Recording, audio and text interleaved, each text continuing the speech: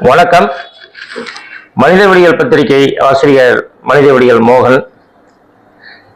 இன்னைக்கு இந்த விவாதம் எதுக்குன்னா,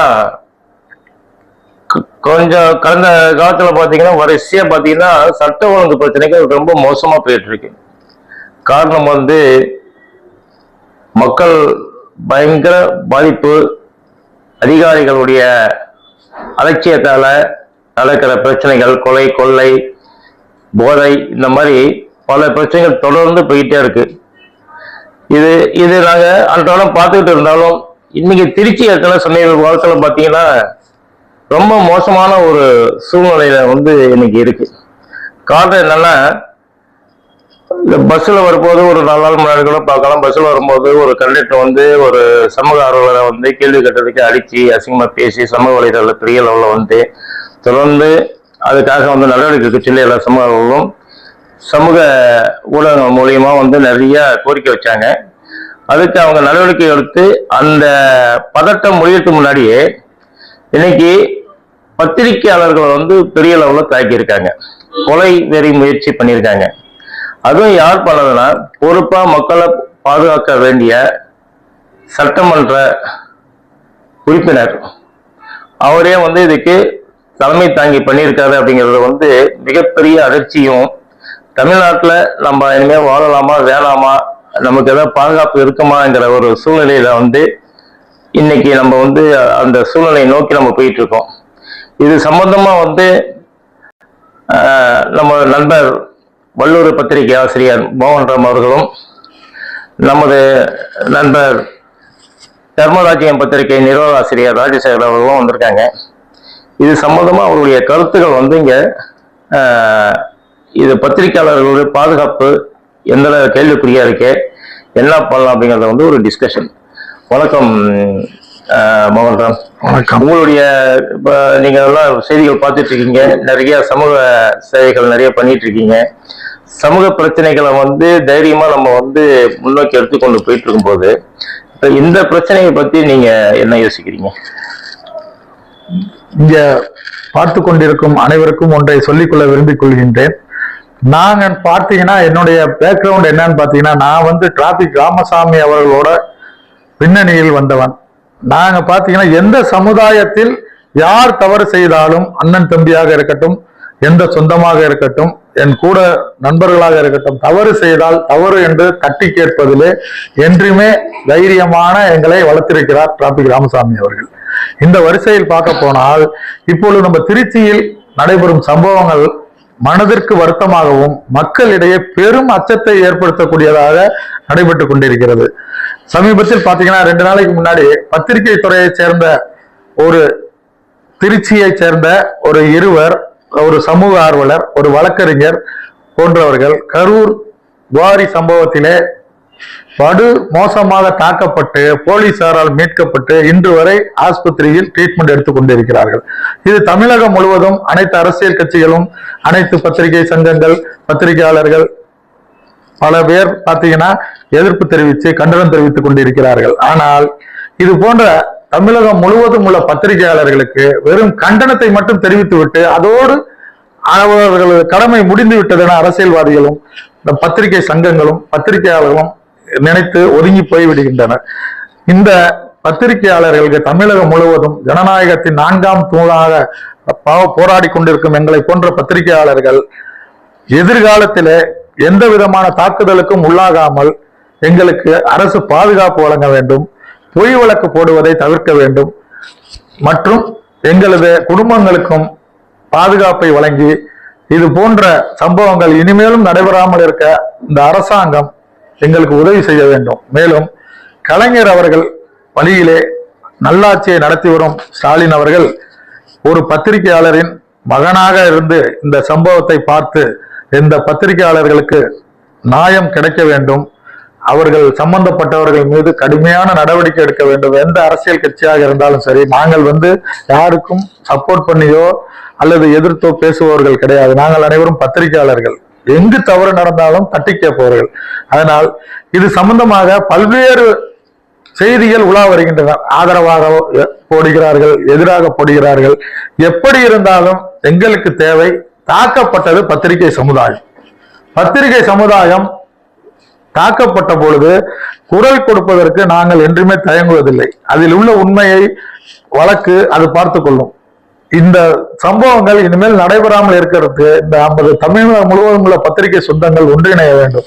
இது சம்பந்தமாக இப்பொழுது நாங்கள் இது என்ன இதுவரைக்கும் நடந்து கொண்டிருக்கிறது, இது எப்படி இந்த வழக்கு திசை திருப்பி செல்கிறது என்றெல்லாம் இப்பொழுது நமது தர்மரட்சகன் பத்திரிகை ராஜசேகர் அவர்கள் நினைக்கிறார். ராஜசேகர் ஒரு செய்திகள், அந்த சுடலை கண்ணன் அப்படிங்கிறவர் வந்து ஒவ்வொரு இடத்துலயும் கேஸை போட்டு அங்க காசாக்குற வேலைகள் பண்ணிட்டு இருக்காரு அப்படிங்கிற மாதிரி ஒண்ணு சொல்லிட்டு இருந்தாங்க. அவர் வந்து பேரம் பேசி இவங்க 1 கோடி ரூபாய் தரதா சொல்லி அவங்க வர வச்சிருக்காங்க. ஆக்சுவலா வந்து இந்த இல்ல ஒரே ஒரு பிரச்சனை, நாங்க வந்த விஷயம் சொல்லிட்டு அது உங்களுடைய கருத்துக்கள் சொல்லுங்க.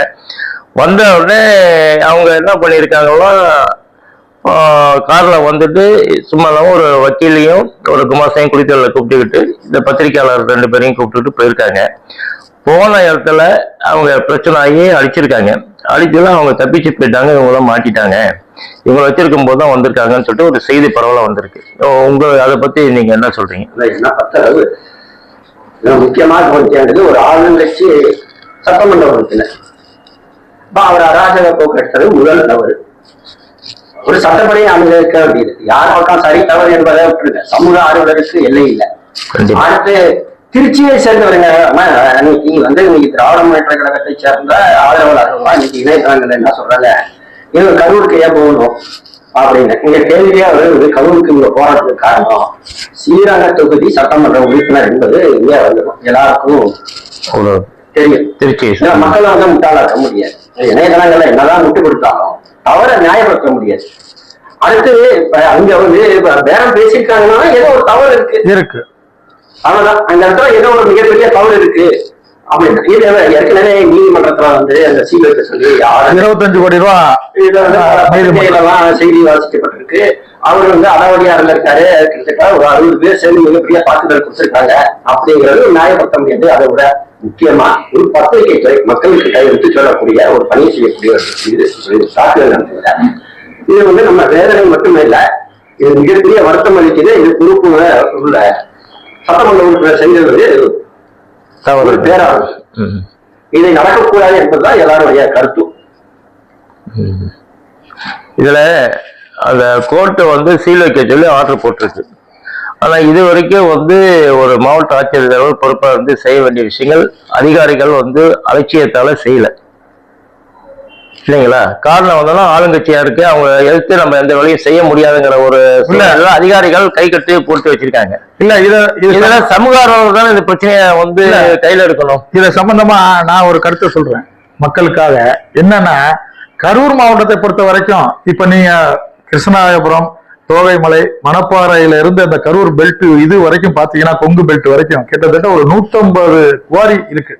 150 குவாரிக்கும் யார் ஓனர் என்று பார்த்தால் பின்னணியை ஒண்ணு விஜயபாஸ்கரா இருக்க வேண்டும் புதுக்கோட்டை, அல்லது கரூர் செந்தில் பாலாஜியாக இருக்க வேண்டும், அல்லது இவரு நமது ஸ்ரீரங்கம் தொகுதி எம்எல்ஏ வந்து ஒரு 4-5 குவாரி வச்சிருக்காரு அந்த ஏரியாவில். பல முதலைகள், அரசியல் முதலைகள் 150 குவாரிகளிலும் விதிமீறி தொடர்ந்து எடுத்துக்கொண்டுதான் இருக்கின்றன. இன்று இந்த பிரச்சனைக்கு காரணம் எம்எல்ஏ குவாரியில விதி நடந்துருச்சுங்கிறதுனால இது பரபரப்பா பேசப்படுகிறது. ஆனால் 150 குவாரிகளிலும் கரூரில் கனிம வளங்கள் தோண்டப்பட்டு இனிமேல் கரூர் பாலைவனமாக ஆகி கொண்டிருக்கிறது. அமராவதி ஆறு எங்கே போனதென்றே தெரியவில்லை. அது போன்று இன்னைக்கு இந்த பிரச்சனை எல்லாம் எம்எல்ஏ குவாரி மாட்டிக்கிச்சு. செந்தில் பாலாஜி குவாரியில என்ன நடக்கலையா, இல்ல விஜயபாஸ்கர் குவாரியில நடக்கலையா? இதெல்லாம் வந்து இந்த கனிம வளத்துறையும் காவல்துறையும் இதை கண்காணிக்க வேண்டிய வருவாய்த்துறை, பசுமை தீர்ப்பாயம் அனைத்துமே கண்ணை கட்டி வேடிக்கை பார்த்து கொண்டிருக்கின்றன. பசுமை தீர்ப்பாயத்தோட தீர்ப்பு பாத்தீங்கன்னா கரூர் மாவட்டத்தில் இருக்க 85 குவாரிகளை இழுத்து மூட சொல்லியிருக்காங்க. ஆனா இதுவரைக்கும் அந்த காவல்துறையோ கனிம வளத்துறையோ மாவட்ட ஆட்சித்தலைவரோ அந்த நடவடிக்கையில இறங்கவே இல்லை. இவங்க பாட்டுக்கு அங்க குவாரி வேலை செஞ்சுட்டு தான் இருக்கு. இதை எப்படி தெரிஞ்சுக்கணும்னா சமூக ஆர்வலர் தான் இதை தெரிவிக்கிறாங்க மக்கள்கிட்ட. அவங்கதான் ஆட்சியில போட்டு பசுமை தீர்ப்பாயம் தடை வாங்கியிருக்கு, இதை நிறுத்த சொல்லி இருக்கு, விதிமீறல் நடக்குது, இங்க பாலைவனமாக போகுதுன்னு சொல்றாங்க. அப்படி இருக்கும்போது ஒரு திருநெல்வேலியில இருந்து ஒரு சமூக ஆர்வலர் வந்து மிரட்டி இது மாதிரி ஒரு சட்டமன்ற உறுப்பினர் பணம் கேட்டு மிரட்டுகிறார் என்பதெல்லாம் இந்த காலத்தில் நடக்காத ஒன்று. இப்ப வந்து இதுக்கு பாருங்க, இப்ப மெட்ராஸ்ல வழக்கு போட்டிருக்காங்க அதாவது இதை நமது மரியாதைக்குரிய நேரு அவர்கள் மீது அமலாக்கத்துறை கொடுத்ததை எஃப்ஐஆர் போடுங்கன்னு. அதுக்கு அந்த நீதிபதியையும் அந்த தரப்பு அரசு தரப்பு வைக்கிற என்ன சொல்லியிருக்காரு, கேஸ் போட்டவங்க கொலை குற்ற பின்னணி உள்ளவர்கள், அவர்களை விசாரியுங்கள், அது வரைக்கும் இந்த கேஸை இது பண்ணக்கூடாதுங்கிற அளவுக்கு சூழ்நிலை இன்று நீதிமன்றத்தில் நடந்து கொண்டிருக்கின்ற நேரத்தில் ஒரு திருநெல்வேலியில் இருந்து வந்தவர் இது தமிழ்நாடு ஃபுல்லா குவாரிகள் நடத்துவர்கிட்ட போய் ஏமாத்தி காசு வாங்கி பொழப்பு நடத்துறாருங்கிறது ஒரு மிகப்பெரிய தவறு. ஆளுங்கட்சியாக இருக்கக்கூடியவர்கள் அவரை குண்டர் சட்டத்தில் போட்டிருக்க வேண்டும். அவர் மீது தவறு இருந்தால் தமிழகம் முழுவதும் அரசியல்வாதிகள் தவறு செய்த குவாரிகள் தான் அவர் செல்லிட்டார் என்றால் உடனடியாக அவர் காவல்துறையிடம் ஒப்படைக்கப்பட்டிருக்க வேண்டும். இல்ல இதுல இது தொடர்ந்து திருச்சி வரை அவரை வரவிட்டது யாருடைய தவறு? நன்றாக சிந்தித்து பார்க்க வேண்டும். இது சமூக ஆர்வலர்கள் என்பவர்கள் தமிழகம் முழுவதும் எங்கு வேண்டுமானாலும் செல்கின்றான். சமூக ஆர்வலர்களுக்கு மட்டும்தான் அந்த விதிமீறல் சம்பந்தமாக அங்கங்கே நடக்கக்கூடியது தெரியும். எப்படின்னா நாங்க தான் ஆட்சியை போடுவோம், அது சம்பந்தப்பட்ட மேல்முறையீடு போவோம், தீர்ப்பாயத்துல வாங்குவோம். இது பத்திரிகையாளர்களுக்கு தெரியாது. அந்தந்த ஊர்ல இருக்க சமூக ஆர்வலர்கள் இதை வெளிக்கொண்டு வர வேண்டும் என்கிறதுக்காக அந்த ஏரியாவோட பத்திரிகையாளர்களை கூப்பிட்டு இது மாதிரி லைவ் நியூஸ் கொடுப்பாங்க. அந்த மாதிரி சந்தர்ப்பத்துல இது மாதிரி ஒரு அசம்பாவிதங்கள் நடைபெறுவதற்கு சான்ஸ் உள்ளது. அதுல பல பேர் பணத்துக்காக விலை போறவங்களா இருக்காங்க. அதுக்காக எல்லாருமே சமூக ஆர்வலர்கள் விலை போவார்கள் என்று கூறுவது தவறானது. இது அரசு தரப்பு இரண்டு பக்கமும் உள்ள நியாயத்தை கண்டறிந்து யார் மீது தவறு இருந்தாலும் தைரியமாக சொல்லலாம். இதுல என்னன்னா சட்டத்துக்கு புறம்பா குவாரி போயிட்டு இருக்கு, அதை சீல் வைக்கிறேன்னு சொல்லிட்டு எல்லாம் பண்ணியிருக்காங்க. ஆனா இன்னைக்கு அதை யார் நடவடிக்கை எடுக்க வேணுமோ அந்த அதிகாரிகளும் காம்ப்ரமைஸ் பண்ணி யாராவது பிரச்சனை வராங்களோ இவங்களே ஒரு செட்டில்மெண்ட் எல்லாம் பண்ணிட்டு இருக்காங்க. இதையும் மீறி ஏன் வராங்க? நாங்கதான் மாசம் எல்லாருக்குமே தலைமை அதிகாரிகள் மூலமா கொடுத்துட்டு இருக்கோம். அதை தாண்டி இவங்க எதுக்கு இங்க வராங்க அப்படிங்கிற கேள்வி ஒன்றும் அங்க கிளம்பி உண்மை தமிழகம் முழுவதும் உள்ளது. எல்லா பத்திரிகையாளர்கள் பல பேர் நான் ஓப்பனா சொல்ல அதிகாரிகள் பாதுகாப்பா இருக்கின்ற அவர்கள் லிஸ்டே வச்சிருக்கிறார்கள். விதிமீறல் குவாரி நடத்துபவர்கள் தமிழகம் முழுவதும் ஒரு லிஸ்டே வைத்திருக்கிறார்கள். யார் யார் பணம் வாங்கியிருக்காங்க, யார் யாருக்கு கொடுக்குறோம், எந்தெந்த அதிகாரி, காவல்துறை, வருவாய்த்துறை, கனிம வளத்துறை எல்லாமே ஆர்டிஓல இருந்து என்ன எல்லாருமே யார் யாருக்கு பணம் கொடுக்குறவங்க லிஸ்டே வச்சிருக்காங்க. ஆனா அவங்க எல்லாம் தைரியமா இதை வெளியிட்டாங்கன்னா இன்றைக்கு இருக்க அரசியல் அமைப்பு கேவலமா போயிடும். அரசு தான் இது நடவடிக்கை எடுக்கணும். ஏன்னா ஊழலுக்கு இன்னொரு ஊழல், இது இரண்டு விதமான ஊழல். இது நான் இதை மாண்புமிகு முதல்வர் அவர்கள் ஆட்சியில தான் இது நடக்குதுன்னு நான் சொல்லவே இல்லை. இது எந்த ஆட்சி வந்தாலுமே அரசியல்வாதிகள் குவாரியை எடுத்து கனிம வளத்தை கொள்ளையடிப்பதை கன்னியாகுமரியில் இருந்து சென்னை, திருவள்ளுவர்ல இருந்து எல்லாமே செஞ்சிட்டு இருக்காங்க. இது உண்மை, எல்லாத்துக்கும் தெரியும், கண்ணுக்கு தெரியும், எல்லா பத்திரிகையும் தெரியும், எல்லா பத்திரிகை சங்கத்துக்கும் தெரியும். டெய்லி பத்திரிகையில இருந்து, வார பத்திரிகையில இருந்து, பெரிய பெரிய இவங்கள்ல இருந்து, ஆணையத்துல இருந்து எல்லாத்துக்கும் தெரியும். ஆனா இதை ஏன் தடுக்க தவறாங்க? இல்ல இந்த ஆட்சியில தான் அதிகமா இருக்கு. ஏன்னா தேர்தலுக்கு முன்னாடியே நம்ம செந்தில் பாலாஜி சொன்னார், மணல் கொள்ளைக்கு நாங்க வந்தா உடனே ரீச் எல்லாம் திறப்போம். மணல் கொள்ளை தான் கரூர்னாலே மணல் கொள்ளை தான் பெருசா பேசப்படும். தமிழ்நாடு முழுக்க மணல் கொள்ளை அதிகமான இருக்கு. இன்னைக்கு கரூர் மட்டுமே இல்ல, நீங்க பெரம்பலூர், திருநெல்வேலியும் இல்ல, தமிழகம் முழுக்க இருக்கக்கூடிய கனிம வளங்கள் அனைத்தும் சுரண்டப்படுகின்றன. அது எங்கேயுமே பாரபட்சம் இல்லாம சொல்ல வேண்டியது. இது மக்கள் விழிப்புணர்வு இருக்கணும். சமூக ஆர்வலர்களுக்கு சாதகமா இதுக்கு ஒரு மக்களுடைய எதிர்காலத்துக்கு நமக்கு பூமியை விட்டு ஊக்கம். இதுக்கு உதாரணமா புதுக்கோட்டையில நடந்த ஜகுபர் அலி கொலையிலேயே பாத்தீங்கன்னா அன்னைக்கே அரசாங்கம் விழித்திருக்க வேண்டும். தானாக வழக்கை பதிவு செய்யும் நீதிமன்றங்கள் என்ன செய்கின்றன? இன்னைக்கு அவர் போன்ற பல பேர் கொல்லப்பட்டிருக்கார்கள். இன்னும் அவரு செத்ததுக்கு அப்புறம் கூட இன்னும் பல பேர் நிறைய மிரட்டல் பண்ண முடியாம வீடு தேடி வந்து மிரட்டல். ஒரு காவல்துறைகளை போல் புகார் சொன்னால் அடுத்த நிமிடமே வீட்டிற்கு அத குவாரியை சேர்ந்தவர்கள் வருகிறார்கள் மிரட்டுவதற்கு. காவல்துறை பாதுகாப்புல வழக்கு போட்டால் அந்த அடுத்த நிமிடமே வீட்டுக்கு வருகிறார்கள். அது போன்று சமூக ஆர்வலர்களும் தொடர்ந்து மிரட்டப்பட்டு கொலை முயற்சி ஈடுபடுகிறார்கள். அதெல்லாம் பாத்தீங்கன்னா இந்த விஷயத்துல பாத்தீங்கன்னா பத்திரிகையாளர்கள் ஒரு நியாயமான ஒரு செய்தியை வெளியே கொண்டாடுறப்ப பாத்தீங்கன்னா இதுல ஜாதியை கொண்டாடான், மதத்தை கொண்டு வரான். இத பாத்தீங்கன்னா அவங்கிறான், இவங்கிறான், என் மச்சனங்கிறான், மாமங்கிறான், நம்ம ஜாதிக்காரன் இந்த பத்திரிகையாளர் இருக்கிறாங்கிறான். இதை வன்மையாக கண்டிக்க வேண்டியது. எங்களுக்கு பத்திரிகையாளர்களுக்கு ஜாதியோ மதமோ கிடையாது. யார் தவறு செய்தாலும், எங்கு தவறு நடந்தாலும் அதை வெளிச்சத்துக்கு கொண்டு வர வேண்டியது பத்திரிகையாளரோட கடமை. இதில் சென்னையில் உள்ள பத்திரிகை சங்கங்கள் அனைத்தும் இன்று வாய்மூடி இருப்பது வேதனைக்குரிய விஷயமாகும். உங்களுடைய கருத்து சொல்லுங்க. இல்ல இப்ப பத்திரிகையாளர் எல்லா இடத்துலயும் பாதிக்கப்பட்டு இருக்காங்க. குவாரிகள் வந்து தமிழகம் முழுவதுமே வந்து சட்டத்துக்கு புறமா போயிட்டு இருக்கு. ஆனா வந்து இது பழனியாண்டி எம்எல்ஏ அவருடைய குவாரியில தான் வந்து இந்த பிரச்சனை வந்து பெரிய இஷ்யூவா வருதுன்னா இதுக்கு என்ன காரணம்? அது வந்து ஆளுங்கட்சியினுடைய சட்டமன்ற உறுப்பினர் என்பதனால தேர்தல் மூலாதாரமாக இந்த பிரச்சனை வெடிச்சிருச்சு. இல்ல இந்த வந்து தேர்தல்ல வந்து வர தேர்தலில் அவருக்கு சீட்டு கொடுக்க அவருக்கு வந்து பெயரை கெடுக்கணுங்கிறதுக்காக ஒரு களங்கத்தை ஏற்படுத்துறதுக்காக இந்த மாதிரி ஒரு கேள்வி பண்ணாங்களா அப்படிங்கிற ஒரு சந்தேகமும் வருது. இல்ல அவர் மேல பல குற்றச்சாட்டுகள் இருக்கு. இது மட்டும் கிடையாது. அபகரிப்புல இருந்து பல்வேறு ஸ்ரீராம் தொகுதிக்கு ஒண்ணு பெருசா எதுவுமே செய்திடலாம். இல்ல அதுல பல்வேறு குற்றச்சாட்டுகள் இருக்கு. அது அந்த கட்சிக்குள்ளேயே அவருக்கு எதிரானவர்கள் இருக்கிறார்கள். பல கட்சிகள் இருக்கு.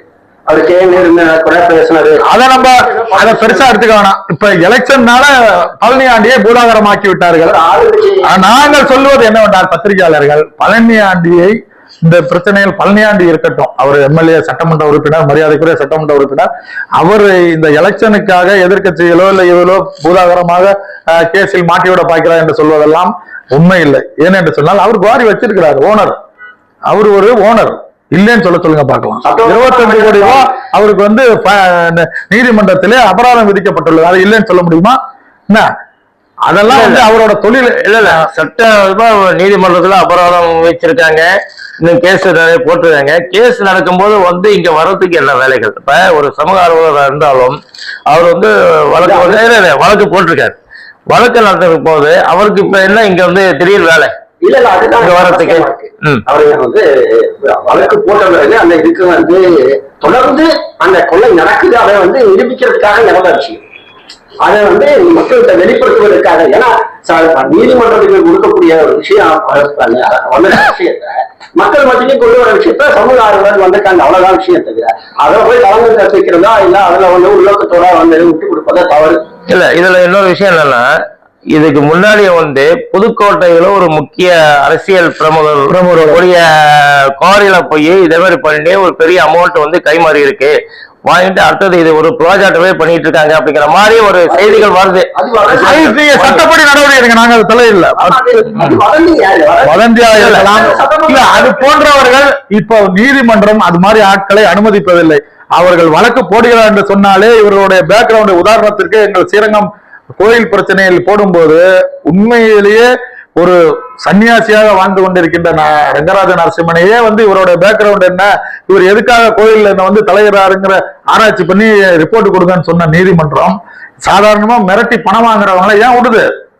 போடாதீங்கிறேன். பொதுநல வழக்கோ இல்ல ஒரு கேஸோ அந்த கோரியை பத்தி அவன் தப்பா போடுறான்னா அங்கேயே இது பண்ணுங்க. அவங்க பப்ளிக் ப்ராசிக்யூட்டர் ஆளுங்கட்சியோட இருக்காங்க, ஆளுங்கட்சியோட வக்கீல் இருக்காங்க, நீங்க வந்து அவர் இது மாதிரி பணம் வாங்கியிருக்கான்னு தைரியமா சொல்லுங்க.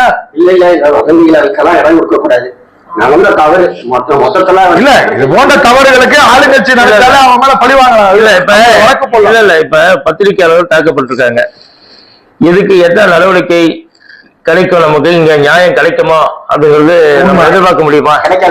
அது வந்து பத்திரிகையாளர்களுக்கு இந்த விஷயத்திலே நியாயம் கிடைக்குமா என்பது கேள்விக்குறிதான். ஏனென்று சொன்னால் இந்த விஷயத்தில் தலையிட்டு இருக்கக்கூடியவர் ஒரு சட்டமன்ற உறுப்பினர், மக்கள் பிரதிநிதி, ஒரு ஆளுங்கட்சியினுடைய கட்சிக்கு கெட்ட பெயர் வந்துவிடக் கூடாது என்பத காரணத்துக்காக வழக்கு வேற நபர்கள் மீது போடப்பட்டுள்ளது. ஆனால் இதை பாதிக்கப்பட்ட நிருபர்கள் என்ன சொல்கிறார்கள்? எங்களை தாக்கியது அவர்தான், அவர் மீது முதல் வந்து வழக்கு போடுங்கள் என்று இன்னும் நிற்கிறார்கள், ஆஸ்பத்திரியில் ட்ரீட்மெண்டில் இருக்கிறார்கள்.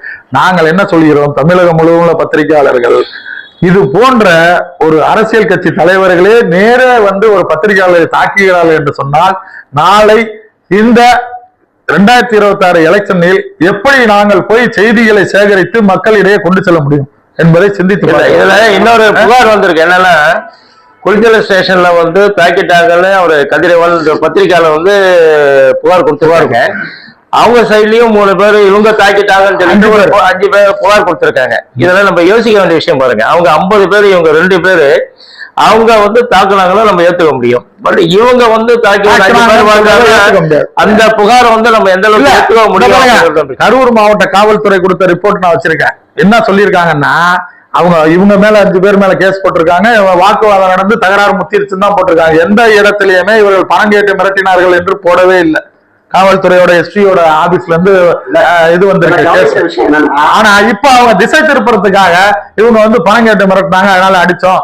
அதை நீ அந்த எஃப்ஐஆர்ல இல்ல இப்ப அந்த பிரச்சனை இவங்க அந்த பத்திரிகை ரிப்போர்ட் இவங்க 2 பேரும் பணம் கேட்டு மிரட்டினாங்களும் கிடையாது. ஆக்சுவலா வந்து நெல்லையில இருந்து வந்தவர் வந்து டீல் பேசிட்டு அவருக்கு சப்போர்ட்டா இவங்க போனப்ப அடி வாங்கியிருக்காங்க. அவங்க இவங்க பாதிக்கப்பட்டாங்க, அவங்க தப்பிச்சுட்டாங்க அப்படிங்கிறது. இப்ப இவங்களுக்கு வந்து சப்போஸ் அந்த நிலையில இருந்து வந்தவர் வந்து ஏதாவது டீல் பேசி முடிச்சிருந்தா இவங்க ஒரு பணம் கிடைச்சிருக்கும். அதுவும் இல்லாம இவங்க போறதுக்கு முன்னாடியே வந்து அவங்க நியூஸ் 7 சேனல்ல வந்து தலைமையில வந்து சொல்லி பர்மிஷன் அவங்களும் போயிருக்காங்க வந்து ஒரு சொல்றாங்க, வெளியிட்டு இருக்காங்க. இப்ப நம்ம 3 பேரும் என்ன கோரிக்கைய அரசாங்கத்திட்டம் மக்கள்கிட்ட கொண்டு போறோம். ஒரே இறுதி இது என்னன்னா, தமிழகம் முழுவதும் உள்ள பத்திரிகையாளர்களின் இந்த விவாதத்திலே பல கருத்துக்களை சிறிய அளவிலே பகிர்ந்து கொண்டோம். இது இன்னும் பல வடிவிலே இருக்கின்றது, தொடரும். மேலும் இப்ப நான் எங்க பத்திரிகையாளர்கள் சார்பாக நாங்கள் என்ன கோரிக்கை வைக்கின்றோம் என்று சொன்னால், இந்த பத்திரிகையாளர் தாக்கப்பட்ட விவகாரத்திலே அனைத்து கட்சிகளும் அனைத்து ஜாதி அமைப்புகளும் கண்டனம் தெரிவித்துக் கொண்டிருக்கின்றன. நேரடியாக வந்து பார்த்து கொண்டும் ஆறுதல் சொல்லிக் கொண்டிருக்கிறார்கள். ஆனால் இத பத்திரிகையாளரின் மகன் என்று சொல்லிக்கொண்டு ஆட்சி நடத்தி கொண்டிருக்கும் மரியாதைக்குரிய எங்களது முதல்வர் அவர்கள், அவர் சம்பந்தப்பட்ட அமைச்சர்களோ அந்த தொகுதி எம்பிக்களோ எம்எல்ஏக்களோ இது சம்பந்தமாக ஒரு அறிக்கை கூட எங்களுக்காக விடவில்லை என்று சொல்லும் பொழுது மிகவும் வருத்தமாக இருக்கிறது. இதை வந்து நீங்கள் ஆளுங்கட்சிக்கு கெட்ட பெயர் என்று பார்க்க வேண்டாம். பத்திரிகையாளர்கள் என்று மனது நோய்கிறார்களோ அன்று ஆட்சி மாற்றத்துக்கு அடிவகுத்து விடும் என்பதை முதலில் தெரிந்து கொள்ள வேண்டும். பத்திரிகையாளர்களை நியாயமா நடவடிக்கை எடுங்க. அதாவது பொய் வழக்கு போடாம இது மாதிரி அவங்க தப்பு பண்ணியிருந்தாலும் நீங்க எங்கள்கிட்ட ஒப்படைச்சிருக்கணும். ஒரு சட்டமன்ற உறுப்பினர் என்ன செய்திருக்கணும், அந்த குவாரியில் அவங்க பணம் கேட்டு மிரட்டுறாங்கன்னே இவர் சொல்றாருன்னு வச்சுக்கோங்க. அவர் என்ன செஞ்சிருக்கணும், தன்னுடைய அதிகாரத்தை பயன்படுத்தி மாவட்ட எஸ்பியை வரவழைத்திருக்க வேண்டும், அல்லது டிஎஸ்பியை வரவழைத்து அவர்களிடம் அவர்களை ஒப்படைத்திருக்க வேண்டும். ஆனால் இந்த பிரச்சனையை நடந்தது என்னவென்று சொன்னால், மாவட்ட எஸ்பிக்கு இவர்கள் அடிபட்டவர்கள் புகார் கொடுத்து மீட்பு படை வந்து அவர்களை மீட்டு குளித்தலை காவல் நிலையத்திற்கு சென்றுள்ளது. அப்ப யார் மீது தப்பு இருக்கு? இவர் சட்டமன்ற உறுப்பினர் அல்லவா முதலில் காவல்துறைக்கு சென்றிருக்க வேண்டும். தனக்கு முன்னோடியாக அவரல்லவா சென்று அவரது அதிகாரத்தை பயன்படுத்தி இவர்களை உள்ளே வைத்திருக்க வேண்டும், வழக்கு போட்டிருக்க வேண்டும். என்னை மிரட்டி பணம் வாங்கிறார்கள் என்று சொல்லி. இதில் 2 பக்கமும் உள்ள நியாய அநியாயங்களை பற்றி பேசுவதற்கு இது நேரம் இல்லை. தாக்கப்பட்டவர்களுக்கு உயர்தர சிகிச்சை அளிக்க வேண்டும், அவர்களுக்கு தமிழக அரசு நிவாரணம் வழங்க வேண்டும். எங்களுக்கு வழக்கு போடுவீர்களோ இல்ல நடவடிக்கை எடுப்பீர்களோ அது தேவையில்லை. இது மேல் தமிழகத்திலே பத்திரிகையாளர்கள் இது போன்று தாக்கப்பட கூடாது என்பதே ஒரு பத்திரிகையாளரின் மகனாக ஆட்சி நடத்தும் மாண்புமிகு முதல்வர் அவர்களை இதன் மூலம் தாழ்மையுடன் கேட்டுக்கொள்கின்றேன். வழக்கெல்லாம் கண்டிப்பாக போடலாம். இந்த சம்பவத்தை வந்து அப்படியே கண்ணு காணாம போக முடியாது. ஏற்கனவே பல சமூகங்கள் கொல்லப்படுறது, இந்த மாதிரி பத்திரிகையாளர் தாக்கப்படுவதுதான் வந்து சமூகத்தில் இருக்கிறது வந்து ஒரு பேராபத்து. அதுவும் அனைவருக்குமான முதல்வர் என்று சொல்லிக்கொண்டு மெரினாவில் பேனா சின்னம் வைக்கக்கூடியவர் இந்த பத்திரிகையாளர்களுக்கு இழைக்கப்பட்ட அநீதிக்கு சரியான வழக்கு பதிவு ஒரு நியாயத்தை கொடுக்கணும் அப்படிங்கிறதே நம்ம கோரிக்கை. நாம அதெல்லாம் வலியுறுத்துறோம். நம்ம வலியுறுத்துறது வந்து பத்திரிகை சுதந்திரத்தையும் அணுகாக்கக்கூடிய ஜனநாயகத்தை பாதுகாக்கக்கூடிய இல்ல அவர்களுடைய கருத்துக்களையே நீங்க மக்கள்கிட்ட கொண்டு அவங்களுடைய நற்பலையை கூட கொண்டு போய் செலுத்துறதே இந்த பத்திரிகை துறை தான்.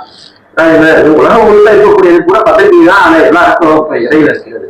அப்படிப்பட்ட பத்திரிகை துறையை வந்து இவங்க வந்து தாக்கப்பட்டதை வந்து அவங்க கண்டனம் தெரிவிக்கணும். கண்டு காணாமல் இருப்பது, ஒரு பதில் சொல்லாம இருக்கக்கூடிய அமைச்சர், முதலமைச்சர், அனைத்து கட்சிகளும் பதில் சொல்லிட்டு இருக்கும் போது இவங்க கண்டு காணாமல் இருப்பது வேலை இருக்கிறது. பொய் வழக்கு போடுவதை நிறுத்த வேண்டும். தமிழகத்தை பொறுத்த வரைக்கும், இந்த ஆட்சியை பொறுத்த வரைக்கும் பத்திரிகையாளருடைய விளம்பரங்கள், பத்திரிகையாளருடைய செய்திகள் தான் வந்து இந்த ஆட்சியை காப்பாத்துதுன்னு சொல்லிட்டு இருக்காங்க. இவங்க வந்து திட்டங்கள் அனௌன்ஸ் பண்ணாலும் சரி, எது பண்ணாலும் சரி, பத்திரிகை விளம்பரங்கள் தான் ஹெவியா வந்துட்டு இருக்கு. சோ பத்திரிகையை வச்சுதான் ஒரு ஆட்சியை வந்து ஒரு பெரிய லெவல்ல ஒரு நற்பெயர் வாங்கிட்டு இருக்கிற இந்த காலகட்டத்துல அந்த பத்திரிகையாளர்களே வந்து அடிச்சு துன்புறுத்தி அவங்கள வந்து ஒரு மக்களை பாதுகாக்க வேண்டிய ஒரு சட்டமன்ற உறுப்பினரே வந்து நமக்கு மக்கள் பாதுகாப்புக்கு முன்னோர் உதாரணமா இருக்கணுமே தவிர, அதை விடுத்து அவங்களை வந்து தாக்குறதுங்கிறது வந்து சட்டத்துக்கு புறமா போறதுங்கிறது வந்து பத்திரிகையாளர்கள் வந்து நாங்க வந்து கடுமையா கண்டனம் தெரிவிச்சுக்கிறோம். அதுல வந்து எந்த மாற்றமும் கிடையாது. பத்திரிகை துறைக்கு களங்கம் மட்டும் இல்ல, கண்டனம், எங்களுடைய கண்டனம் தொடர்ந்து எல்லா இடத்துலயும் இதேதான். பத்திரிகையாளர்கள் வந்து என்னதான் பண்ணாலும் அவங்க வந்து அடிக்கிறது, தாக்குறது கேட்டா அவங்க போய் பணம் கேட்டு, பத்திரிகைன்னு போய் விசாரிக்க போனா கூட அவங்களை பிடிச்சுக்கிட்டு பணம், ஏன்னா அதிகாரிகள் பூரா அவங்க பத்திரிகைக்கு கூட வந்தாலும் சரி அவங்களுக்கு ஆப்போசிட்டா தான் இருக்காங்க. பத்திரிகையாளர் போய் எந்த உண்மையிலேயே போய் ஒரு செய்திகள் சேகரிச்சா கூட அவங்க என்ன பண்றாங்க, பத்திரிகையாளர் பணம் கேட்டு மிரட்டுறான் அப்படின்னோட அதை தான் அக்செப்ட் பண்றாங்களே தவிர நம்ம போன நியாயத்தையும் நம்ம வழியையும் வந்து அவங்க விசாரிக்கிறதே கிடையாது. இந்த நிலையை மாற்றணும். இந்த கண்டனம் தெரிவித்து இனிமையாவது பத்திரிகையாளர்கள் வந்து பாதுகாப்பா இருக்கிறதுக்கு ஒரு உணர்வுபூர்வமான நடவடிக்கை இந்த அரசு எடுக்கணும்னு கேட்டுக்கிட்டு, இவங்களுக்கு பாதிக்கப்பட்டவங்க நிவாரணம் கொடுத்து வழக்கு வந்து பதிய வேண்டும் என்று கேட்டு இந்த விவாத அவர் மீது ஒரு நடவடிக்கை முதலமைச்சர் எடுக்கணும். நன்றி, வணக்கம்.